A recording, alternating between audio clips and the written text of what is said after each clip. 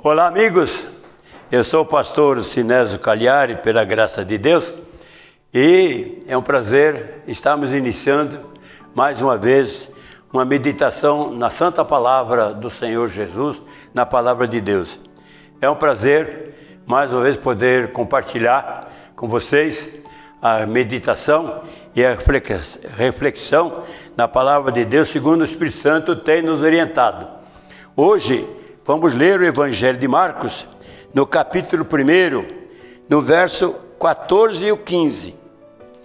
Lemos o seguinte: Depois de João ter sido preso, foi Jesus para Galiléia, pregando o Evangelho de Deus e dizendo: o tempo está cumprido, o reino de Deus está próximo. Arrependei-vos e crede no Evangelho. Eu quero repetir e frisar: crede no Evangelho. Vou reprisar a terceira vez: crede no Evangelho. O Evangelho é a boa nova, é a notícia que é chegado o reino de Deus. A boa nova é chegado o perdão, é chegado o perdão de nossos pecados, é chegado a dispensação da graça e da verdade, e é chegado, está próximo, melhor dizendo, o reino de Deus, com a graça de Deus. Então isso leva-nos a uma reflexão, uma meditação, para compreendermos bem a palavra de Jesus.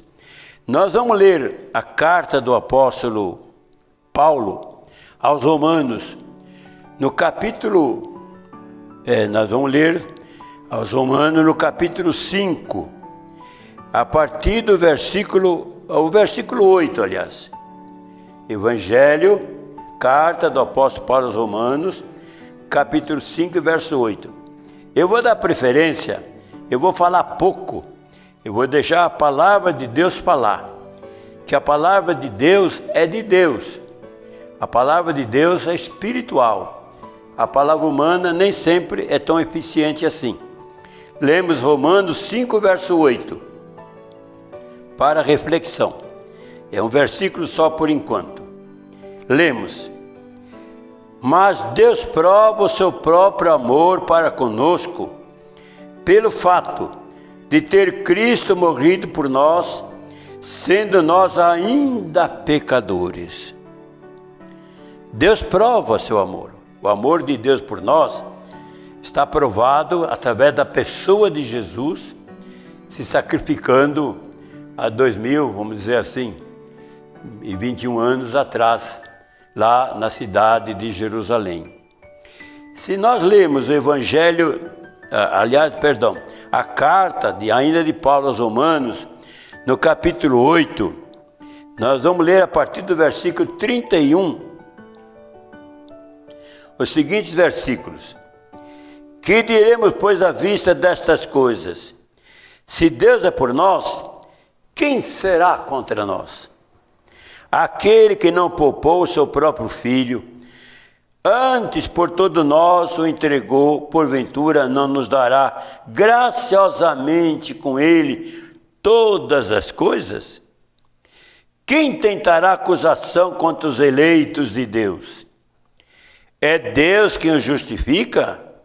Quem os condenará? É Cristo Jesus que morreu o antes, quem ressuscitou, o qual está à direita de Deus e também intercede por nós. Vamos prosseguir a leitura, com a graça de Deus. Estamos no versículo agora 35. Quem nos separará do amor de Cristo? Será tribulação, ou angústia, ou perseguição, ou fome, ou nudez, ou perigo, ou espada? Como está escrito: por amor de ti somos entregues à morte o dia todo. Fomos considerados como ovelhas para o matadouro. Em todas estas coisas, porém, somos mais que vencedores por meio daquele que nos amou. Porque eu estou bem certo de que nem a morte, nem a vida, nem os anjos, nem os principados, nem as coisas do presente, nem o porvir, nem os poderes, nem a altura, nem profundidade, nem qualquer outra criatura poderá separar-nos do amor de Deus que está em Cristo Jesus. Olha, isso é importante. As palavras do apóstolo Paulo, ele descreve que todas essas tribulações, estou dando preferência à leitura da Bíblia, porque ele está enfatizando que todas essas tribulações, perseguições da vida, não pode separar-nos do amor de Deus, que está em Cristo Jesus. Presta atenção, se você quiser acompanhar ouvindo ainda esta mensagem, daqui a pouquinho nós vamos falar o objetivo dessa reflexão. É muito sério, hein? É muito importante. Então preste muita atenção. Eu vou ler agora a carta do apóstolo Paulo aos Coríntios. Eu vou ler a segunda epístola dele, aos Coríntios, no capítulo 11. Eu estou falando ainda sobre as tribulações que o apóstolo Paulo tem suportado, tem vivido. Vamos ler ali o versículo 23 e o 24. 11, 23 e 24. Sou ministro de Cristo, falo como fora de mim, eu ainda mais, em trabalho muito mais em prisões, em açoites, sem medida, em perigos de morte, muitas vezes. 5 vezes recebi dos judeus uma quarentena de açoites menos um. Isto é, 195 açoites, chicotadas, né? Aquela nas costas do ser humano. O apóstolo Paulo está dizendo, falando, ele. Por isso que é bom ler a palavra de Deus. Porque as epístolas do apóstolo Paulo é considerada palavra de Deus, não palavra dele, pela crença cristã. Então é palavra de Deus. Agora eu faço a pergunta. Vamos fazer a reflexão?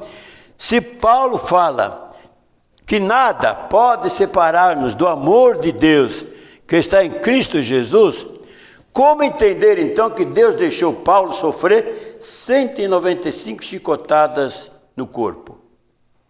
Como entender isso?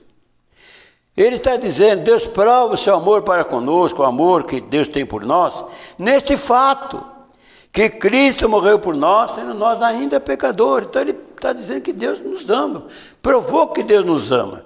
Mas como que Deus ama a pessoa e deixa o seu servo preferido suportar 195 chicotadas no lombo? Como entender isso? Você entende? Quer entender? Quer refletir? Está com vontade? Eu faço uma pergunta. Deus veio salvar o corpo de Paulo ou a alma dele? Deus veio salvar o meu corpo, a minha carne ou a minha alma? Jesus, veio ao mundo, sofreu muito lá no Calvário, sofreu na carne, para salvar a nossa carne ou a nossa alma. Procure entender, procure compreender. Está claro que nas entrelinhas nós podemos entender que Deus não enviou Jesus salvar o nosso corpo, assim, à primeira vista, que também tem esse objetivo. Mas ele veio salvar a nossa alma, é essa que está em destaque agora. Não é verdade? Porque se ele veio salvar o nosso corpo, é essa vida que nós queremos ter. Só paz e amor, só alegria, o reino de Deus aqui na terra. Acaba todos os problemas e aqui já é o céu. Vamos viver uma vidinha tranquila. Não tem aborrecimento, não tem afronta, não tem necessidade de coisa nenhuma. Só alegria, sabe? Reino de Deus na terra. Só que Jesus anunciou que este reino está no fim, o reino da terra. O reino de Deus está vindo, está chegando. Se Deus é espírito, o reino de Deus é espiritual, não é na carne, não é na física, não é na matéria. Reflita, vamos refletir, porque hoje em dia há muitos crentes desengrejados. Esta mensagem, esta reflexão, não é evangelizar a pessoa. É falar para quem já está evangelizado e precisa de esclarecimento, de alimento espiritual, de incentivo, né? Conhecer a verdade para se libertar da mentira. Que é só a verdade que liberta o homem da mentira. É principalmente porque há muitos cristãos no Brasil. O Brasil está bem evangelizado. Mas nós temos uma igreja mais inchada do que realmente convertida. Não é assim que está acontecendo? Olha ainda, prosseguindo, falando do apóstolo Paulo, é verdade? Nós vamos agora para a sua carta a Timóteo. Sua carta ao seu filho na fé. Seu filho muito amado, né? Timóteo era o querido do apóstolo Paulo. E ele escreve a Timóteo, eu vou ler no capítulo 4, só alguns versículos para não tomar muito tempo aqui. Nós queremos se manter no tempo, né? Com a graça de Deus. Então é 2 Timóteo, no capítulo 4, no versículo, vamos iniciar a leitura no versículo 5, com a graça de Deus. 2 Timóteo, capítulo 4, verso 5. 2 Timóteo, capítulo 4, verso 5. Deus abençoe. Tu, porém, se sóbrio em todas estas coisas, suporta as aflições, faz o trabalho de um evangelista, cumpre cabalmente o teu ministério. Olha o que Paulo está dizendo a Timóteo, seu filho na fé. Amado, hein? Suporta as aflições. É a maioria dos crentes, nós sabemos, tem que tomar a cruz e carregar a cruz. Mas quando a cruz começa a ficar pesada, a gente quer aliviar a cruz, né? A normalidade. E o apóstolo está dizendo a Timóteo, suporta as aflições. Agora vê o que Paulo diz no versículo 6. Quanto a mim, estou sendo já oferecido por libação, e o tempo da minha partida é chegado. Combati o bom combate, completei a carreira, guardei a fé, já agora a coroa da justiça me está guardada, a qual o Senhor, reto juiz, me dará naquele dia. E não somente a mim, mas também a tantos quantos amam a sua vinda. Então, o apóstolo Paulo, amado por Deus, que diz que o amor que Deus tem por nós está em Cristo Jesus, que nada pode separar do amor de Deus. Paulo agora está sendo oferecido em sacrifício pelo amor à igreja, por amor a Jesus, pela nossa fé. Ele está preso em Roma, está lá detido, preso em Roma, escrevendo a Timóteo, para também ser forte na tribulação, porque a igreja está passando por tempos difíceis, e ele agora, seus dias estão contados, o dia da sua sentença chegou, ele vai ser decapitado.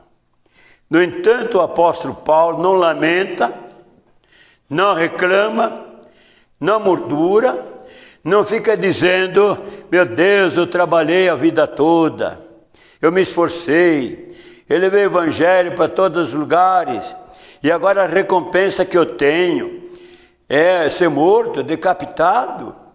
É assim que o Senhor me ama? É assim que o Senhor me ama, dessa maneira? Eu estou enfatizando esta mensagem, se separando, irmão, que Deus não veio salvar o nosso corpo, a nossa carne, veio salvar a nossa alma. Paulo está dizendo em espírito, eu vou ser decapitado, meus dias estão próximos. Minha luta aqui não tive nenhuma recompensa, eu não construí um grande império, não sou ícone, não sou famoso, mas no céu a minha coroa já está garantida. Quando Jesus voltar, eu acredito que no escalão é Deus, Jesus, Espírito Santo, e Paulo está lá como o primeiro, né? O primeiro na hierarquia. Pelo seu esforço, se esforçou na carne para ganhar uma recompensa espiritual. A nossa igreja hoje em dia, a igreja cristã, tem que despertar, tem que crescer na fé, tem que atingir maturidade, amadurecer. Não é só oba-oba, paz e amor, não. A porta é estreita, o caminho é apertado. Veja o que Jesus fala. Eu vou ler agora Evangelho de Mateus. Fica mais um pouquinho aí, presta atenção. Presta atenção. Evangelho de Mateus, no capítulo 10. Mateus, capítulo 10. Nós vamos falar esse assunto em várias meditações, para ficar bem esclarecido, para que o homem de Deus, ou homem ou mulher, quer dizer, o ser humano de Deus, tanto que fala homem, é homem e mulher, seja perfeitamente habilitado para toda boa obra. Então, Evangelho de Mateus, capítulo 10, verso 24. Presta atenção, hein? Medita. O discípulo não está acima do seu mestre, nem o servo acima do seu senhor. Basta ao discípulo ser como seu mestre e ao servo como seu senhor, porque se chamar Beelzebul o dono da casa, quanto mais os seus domésticos. Portanto, não os temais, pois nada é coberto que não venha a ser descoberto, e nada a ser, vou repetir, não os temais, pois nada que há encoberto que não venha a ser descoberto, nem oculto que não venha a ser conhecido. O que eu vos digo às escuras, dizer em plena luz. O que se vos diz ouvido, proclamai sobre os telhados. Portanto, verso 28, não os temais os que matam o corpo, e não podem matar a alma. Temei antes aquele que pode fazer perecer no inferno tanto a alma como o corpo. Jesus está falando aos discípulos: se perseguir a mim, vão perseguir vocês. Se Deus guardou a mim, vai guardar vocês. Não temos que matar o corpo, mas não pode fazer perecer a alma. Tema Deus, quer não temer o mundo, não temer a perseguição, não temer a tribulação. O inimigo pode atingir o corpo. Como o corpo de Jesus, ele se entregou. Jesus se ofereceu. Jesus praticamente se matou, né? Ou mataram, ele se entregou à morte. Ele podia escapar, ele podia salvar. Ele falou para Pedro: eu posso orar a Deus, Deus manda legiões de anjos para me salvar, mas eu vim para cumprir a Escritura. Então ele veio para ser sacrificado, ele veio para ser ungido, o Messias, né, de Deus. E ele cumpriu a sua missão na carne. Por que Jesus manda a nós uma mensagem nas entrelinhas de sacrifício carnal por um propósito maior? E a mídia hoje só prega o sacrifício espiritual em favor da carne. É um evangelho contrário. É um evangelho na contramão. Para evangelizar é importante, mas depois tem que falar a verdade. Jesus, na verdade, está dizendo aos seus discípulos: não temos que matar o corpo. E está dizendo: morram, sacrifica o corpo, dá o corpo para ser morto, judiado, chicoteado, mas proclame a verdade. Deus vos recompensará. É um sacrifício menor por uma glória maior. É um sacrifício que justifica, sacrifício carnal, temporário, passageiro, por uma glória eterna, espiritual, que no reino de Deus não tem variação de coisa. Lá é o que é, eternamente. Deus habita na luz inacessível, onde não há variação nenhuma. É aquilo. Anos, milênios, eternidade, bilhênios, é aquele gozo e paz e alegria. Não sei, eu não fui lá, eu não sei entrar em maiores detalhes, estou dizendo que está na Bíblia, a palavra de Deus. Então, se nós somos cristãos, se Deus me chamou, se Deus te chamou, se o seu nome já está escrito no livro da vida, se Ele já pagou os nossos pecados, o que Jesus está dizendo? Entra pela porta estreita. Eu não vou citar o versículo agora, fica para outra oportunidade. O reino de Deus é tomado com esforço. Não é só oba-oba, não. Não é só grito, aleluia, glória a Deus. Isso é bom, mas não é só isso, não. É suor, é esforço. Olhe para Jesus, como a gente vê nos filmes, né? Jesus carregando aquela cruz. A Bíblia fala que ele caiu, ele precisou de um ajudante. Encontraram o Cirineu que ajudou ele a carregar. Senão ele ia morrer no meio do caminho. E tinha que ser crucificado nela. O esforço de Jesus na carne. Ele estava sozinho naquela hora. Deus estava ajudando ele a carregar a cruz, mas ele estava na carne. Como homem, ele fala, ó, o filho não pode fazer nada se o pai não fizer nele. Jesus não podia fazer nada independente, só em comunhão com Deus, perfeita comunhão. E Deus deixou ser um filho dele, um filho amado, preferido, se carregar a cruz. E o crente de hoje só quer paz e amor, não quer sofrer nada. Não me toque, não me toque, não, eu sou intocável, é só vitória, é só vitória. Tomara que seja, né? Não é só vitória na carne, vitória em espírito. Você está começando a entender o evangelho, a diferença do evangelho fácil e de um evangelho difícil?